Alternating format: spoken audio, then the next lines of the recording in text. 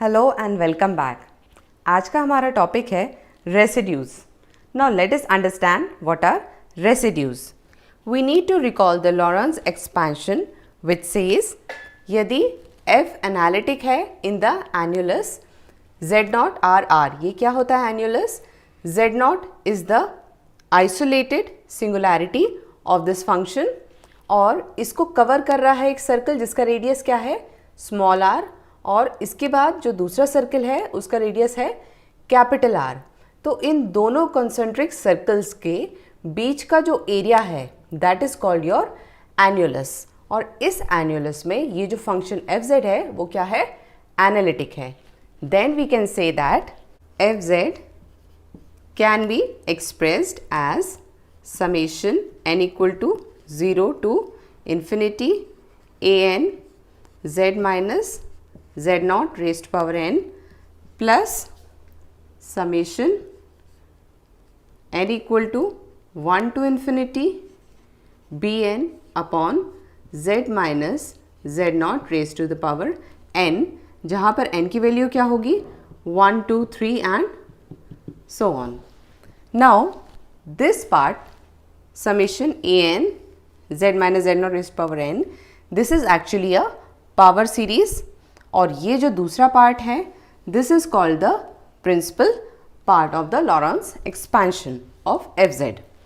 तो इसको हम और कैसे लिख सकते हैं? यदि हम n की वैल्यूज इसमें सब्स्टिट्यूट करेंगे तो a0 plus a1 z minus z0 plus similarly b1 upon z minus z0 plus b2 upon z minus z0 square and likewise. अब हमें देखना है, हमारे पास तीन केसेस थे सिंगुलैरिटीज़ में, हमने देखे थे। पहला केस क्या था हमारा?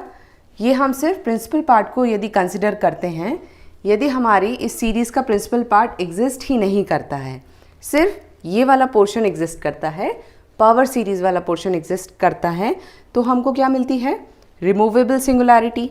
दूसरा केस क्या था कि ये जो प्रिंसिपल पार्ट है इसमें कितने टर्म्स होंगे? There will be infinite number of terms. उस केस में क्या होता है? We will get the essential singularity at z0। तीसरा केस क्या था? यदि प्रिंसिपल पार्ट में फाइनाइट नंबर ऑफ टर्म्स हैं तो हमको मिलता है पोल। यहाँ पर इस एक्सपेंशन में जो b1 है, b1 that is the coefficient of 1 upon z minus z0, this is called the residue of fz। यहाँ पर an क्या होता है? The value of an is equal to 1 upon 2 pi i integral over the closed curve c fz dz upon z minus z0 raise to the power n plus 1। इसी तरीके से bn की value हम लिख सकते हैं 1 upon 2 pi i integral over the closed curve c fz dz। यहाँ हमने लिया था z माइनस z0 डिनोमिनेटर में, यहाँ हम लेंगे z माइनस z0 न्यूमरेटर में, और यहाँ पावर था n plus 1, here the power will be n minus 1। अब इसमें यदि हम n की वैल्यू 1 रखते हैं तो b1 is equal to 1 upon 2 pi i integral over c, ये टर्म 1 बचेगा, 1 माइनस 1 0, तो ये बचेगा fz dz, और यही होती है value of residue. Now the thing is, इसको हम एक्सप्रेस कैसे करते हैं? res res f of z0, that is value of the residue of the function fz at z0. This is the notation for residue of fz. Now comes computation of residues at simple pole. fz को हम कैसे लिख सकते हैं? summation n equal to 0 to infinity an z minus z0 raised to power n plus simple pole है, that means पहली चीज़ तो पोल है तो प्रिंसिपल पार्ट में कितने टर्म्स होंगे? फाइनाइट नंबर ऑफ टर्म्स होंगे। दूसरा केस है यदि सिंपल पोल है दैट मीन्स जो पोल होगा उसका ऑर्डर क्या होगा, 1 होगा, तो सिर्फ हमें यहाँ पर एक ही टर्म मिलेगा b1 upon z minus z naught. Now to find the value for b1 here, पहले हम पूरे इस इक्वेशन को z माइनस z नॉट से मल्टीप्लाई करेंगे, तो क्या आ जाएगा, z minus z naught F Z equals summation n equal to 0 से इन्फिनिटी तक a n z minus z naught raised power n plus 1, क्योंकि यहाँ ऑलरेडी n टर्म्स है और एक और जुड़ जाएगा, plus b1। Now as z tends to z naught, जब z की वैल्यू z नॉट को अप्रोच करेगी, ये जो वैल्यू है दिस विल वैनिश, और फिर क्या बचेगा, b1 equals to b1 equals, दोनों साइड हमने क्या लिया, लिमिट लिया, क्या लिमिट लिया, z tends to z naught z minus z naught F Z, और ये पूरा टर्म 0 हो गया है। तो जो b1 की वैल्यू है वो क्या आ गई है, limit of z tends to z not of z minus z not into f z. ये पॉसिबल कब होगा, when we have a simple pole, और इसको हम किस तरह से एक्सप्रेस कर सकते हैं, रेसिड्यू एफ जेड नॉट, ये इसका नोटेशन होगा। अब हम इस पर एक क्वेश्चन सॉल्व करते हैं। The question is find the residue for F Z equal to 1 upon Z into 1 minus Z square. यहाँ पर यदि हम लॉरेंस एक्सपेंशन देखते हैं, सिर्फ हमें प्रिंसिपल पार्ट मिल रहा है और उसमें भी हमें फाइनाइट नंबर ऑफ टर्म्स मिल रहे हैं, so it is a clear case of a pole. अब यहाँ पोल्स फाइंड आउट करने के लिए सबसे पहले we shall equate the denominator to 0। इससे हमें क्या वैल्यूज़ मिलेंगी, z इक्वल टू 0 और दूसरा होगा z स्क्वायर इक्वल टू 1, जिससे हमें z की दो वैल्यूज़ मिलेंगी, एक होगी +1 और दूसरी होगी -1। तो यहाँ पे हमें 3 वैल्यूज़ मिल रही हैं पोल की, और ये तीनों पोल्स किस तरह के पोल्स हैं, इन सभी का ऑर्डर क्या है, 1 है, therefore these are the simple poles. Now to find the residues at these poles one by one, सबसे पहले हम 0 लेके चलते हैं, तो इसको हम लिख सकते हैं रेसिड्यू एफ जेड नॉट, और जेड नॉट यहाँ हमने क्या लिया है, रेसिड्यू एफ 0, और ये वैल्यू क्या होती है, we have seen that b1 is equal to limit z tends to z naught z minus z naught f z। तो यहाँ पे ये वैल्यू क्या आ जाएगी, limit z tends to 0 z minus 0, ये होगा z into f z, and what is this f Z equal to, this is equal to 1 upon z 1 minus z square. This term will be cancelled. Applying the limit, this value is coming out to be 1 upon 1 minus 0, that is 1 itself. So the residue of the function at the point 0 is coming out to be 1. Now the value for the residue at 1 is equal to limit z tends to 1 z minus 1 into f z, that is 1 upon z into 1 minus z and 1 plus z। तो ये वाला जो term है ये cancel out होगा और बचेगा हमारा माइनस साइन, तो ये हो जाएगा limit z tends to 1 minus 1 upon z into 1 plus z। Applying the limit, तो ये वैल्यू आ जाएगी -1 अपॉन 2। थर्ड केस में रेसिड्यू एट f ऑफ -1, ये होगा limit z tends to -1 z minus z naught, तो ये हो जाएगा z plus 1 into f z, that is z 1 minus z and 1 plus z। ये टर्म यहाँ भी कैंसिल हो रहा है, फिर क्या बचेगा, limit z tends to -1 1 upon z into 1 minus z। Limit apply करने पे क्या आ जाएगी value, this will be minus 1 by 2 again. Now next category comes finding the residues at pole of order m. अभी हमने सिंपल पोल के लिए देखा था, अब हम पोल्स के लिए देखेंगे जिनका ऑर्डर 1 से बड़ा है, m है. Suppose we have a function fz equal to phi z upon z minus z naught raised power m. जो रेसिड्यू होगा that will be expressed as res fz naught and this value is going to be equal to phi m minus 1 z naught upon m minus 1 factorial.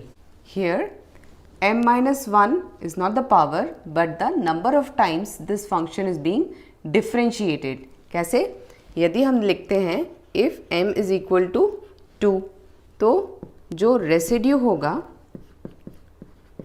this will be equal to phi z naught and m is 2 that is 2 minus 1 1. तो इसको हम एक बार differentiate करेंगे और नीचे आएगा factorial 1. Similarly यदि m की वैल्यू क्या है 3 है तो जो रेसिड्यू होगा this will be equal to phi z naught और 3 minus 1 that is 2. इसको हम दो बार डिफरेंशिएट करेंगे upon factorial 2. Let us understand with the help of an example. Function is fz equal to z square upon z minus 1 whole square into z plus 2. यहाँ पर भी हमें poles find out करने के लिए क्या करना है, equating the denominator to 0 what we get z equal to 1 और ये क्या होगा, इसका पावर 2 है तो ये सिंपल पोल नहीं होगा, it is the pole of order 2. और दूसरा पोल होगा हमारा z इक्वल टू -2 और ये क्या होगा, ये एक सिंपल पोल होगा, this will be a simple pole. तो जो सिंपल पोल है उसको फाइंड आउट करने का तरीका क्या था, limit z tends to z naught z minus z not into fz और ये वैल्यू क्या आ जाएगी, जब z प्लस 2 और यहाँ रखेंगे तो z square upon z minus 1 whole square बचेगा. This value will be z square minus 2 का square that will be 4 and -2 -1 -3 का स्क्वायर दैट इज 9. तो this value will come out to be 4/9 for the simple pole. Now for the pole with order 2 residue f1 is equal to phi z not that is 1 only upon यहाँ पर 2 है, m की value है, m is equal to 2 here. तो इस function को हम कितनी बार डिफ्रेंशिएट करेंगे, 1 time only and upon factorial 1.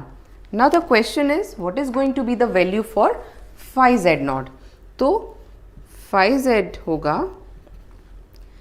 क्योंकि 1 को हम कंसिडर कर रहे हैं इस पोल को, तो इस पोल का जो टर्म होगा इसको एक्सक्लूड करके जो टर्म्स होंगे उसको हम phi z में इंक्लूड करेंगे. This will be z square upon z plus 2.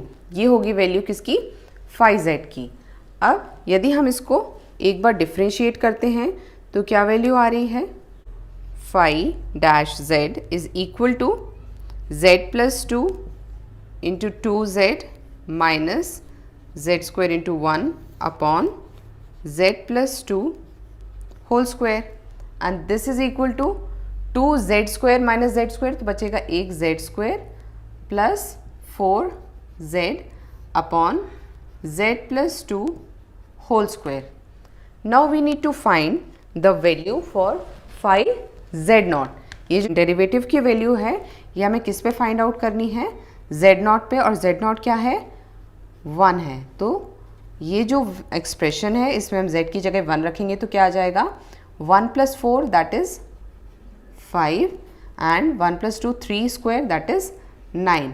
So this is going to be the value for the residue at the pole whose order is 2. और दूसरा पोल था जो हमारा सिंपल पोल, उसके लिए रेसिड्यू की वैल्यू क्या है, 4/9.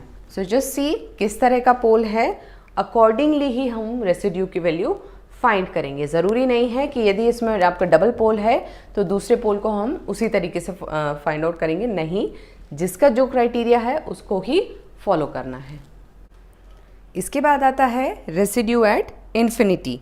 यदि किसी फंक्शन की आइसोलेटेड सिंगुलैरिटी है एट इन्फिनिटी, तो जो उस फंक्शन का रेसिड्यू होगा इन्फिनिटी पर, it is given by -1/2πi integral over the closed contour C f(z) dz। और उसे कैलकुलेट कैसे करते हैं? By limit z tends to infinity minus z f(z). एक तरीका इसका ये होगा लिमिट के टर्म्स में, और दूसरा तरीका होगा इसका कोएफिशिएंट ऑफ -1/z। जो फंक्शन होगा उसका जब हम लॉरेंट्ज एक्सपेंशन लेंगे, उस एक्सपेंशन में जो -1/z का कोएफिशिएंट होगा, that is going to be the residue of the function at z equal to infinity. तो इन दोनों तरीकों से हम देखते हैं कैसे हम रेसिड्यू को फाइंड करते हैं। Now let us take an example. If we have a function f(z) equal to z upon z minus a into z minus b, and we have to find the residue at z equals to infinity। तो यदि हम पहला criteria लें limit वाला residue find out करने के लिए, उसके लिए let us first simplify this fraction. क्या करेंगे हम यहाँ पर? जो z है डिनोमिनेटर में, उसको हम बाहर ले लेंगे, कॉमन ले लेंगे। अंदर क्या बचेगा? 1 माइनस a अपॉन z। इसी तरीके से z माइनस b में से भी हमने z यदि कॉमन ले लिया तो यहाँ आ जाएगा z स्क्वायर, और यहाँ आ जाएगा 1 माइनस b अपॉन z। एक z यहाँ पे कैंसिल आउट हो जाएगा, क्या बचेगा? बस 1 upon z, 1 minus a upon z और 1 माइनस b अपॉन z। अब हम लगाएंगे यहाँ पर हमारा लिमिट वाला expression, that is limit z tends to infinity minus z f(z). ये क्या होगा? Limit z tends to infinity. अब f(z) क्या आया हमारा? This is the value for f(z). इसमें हम क्या करेंगे? When we are going to multiply with z, तो क्या होगा? Minus z into 1 upon z, 1 minus a upon z, 1 minus b upon z। तो ये z यहाँ पे कैंसिल आउट हो रहा है, सिर्फ क्या बचेगा? -1 upon 1 minus a upon z और 1 माइनस b अपॉन z। अब हम यहाँ पर जब लिमिट अप्लाई करेंगे तो ये वैल्यू क्या आ जाएगी? -1 अपॉन 1 माइनस, ये हो जाएगा 0, ये भी 0 हो जाएगा, तो बचेगा सिर्फ 1। So we can say that residue of the function at infinity is equal to -1। तो दिस इज द वे। यदि आपको फंक्शन दिया है जिसकी हमें रेसिड्यू फाइंड आउट करना है एट द पॉइंट इन्फिनिटी, उसमें हम क्या करेंगे? We shall apply this limit expression and then easily we can find the value for the residue. Residue at infinity find out करने के लिए जो दूसरा तरीका है, इससे हम एक क्वेश्चन करके देखते हैं। f(z) equals z square into sine 1 upon z। Sine z 1 upon z को यदि हम एक्सपैंड करते हैं तो क्या वैल्यू आएगी? 1 upon z minus 1 upon z cube factorial 3 plus 1 upon z raised power 5 into factorial 5 minus and likewise. अंदर multiply करने पे ये वैल्यू आ जाएगी z minus 1 upon z into factorial 3 plus 1 upon z cube into factorial 5 minus, यहाँ पे हमें क्या देखना है? वी जस्ट हैव टू सी जो -1 अपॉन z है उसका कोएफिशिएंट क्या है। It is 1 upon factorial 3। तो हम क्या लिख सकते हैं? Residue f infinity, that is residue of the function at the point at z equal to infinity is equal to 1 upon factorial 3, that is 1 upon 6. इसी के पैरेलल एक और केस आता है residue at z equals to 0। ये इसमें क्या हम करेंगे, यहाँ हमने z इक्वल टू इन्फिनिटी पे लिया था कोएफिशिएंट ऑफ -1/z और z इक्वल टू 0 में सिर्फ हमें माइनस हटा देना है और जो 1/z का कोएफिशिएंट होगा वही होगा residue at z equal to 0। If we consider the same question, same function, तो यहाँ पर हम लिख सकते हैं residue of f at 0 is equal to, अब 1/z इसका कोएफिशिएंट क्या होगा, -1/3 दैट इज -1/6। तो ये दोनों केसेस बिल्कुल सेम है, प्लस माइनस का ही डिफरेंस है। इन्फिनिटी में माइनस लेंगे और 0 में प्लस लेंगे। तो इस तरह से हमने देखा कि किस तरह से हम फंक्शन के रेसिड्यूज निकाल सकते हैं at simple pole, at pole of order m, at z equal to infinity and z equal to 0। Next lecture में we shall study Cauchy's residue theorem.